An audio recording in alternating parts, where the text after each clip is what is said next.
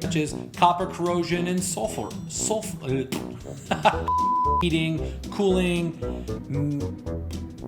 plumbing, must provide the buyer with a lead-based.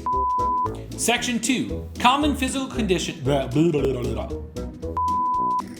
Number 4, the seller's property septic and other on-site water, septic, drug labs, residential contamination arising from the illicit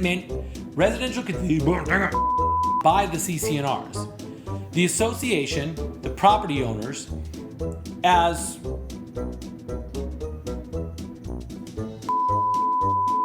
links in the description below.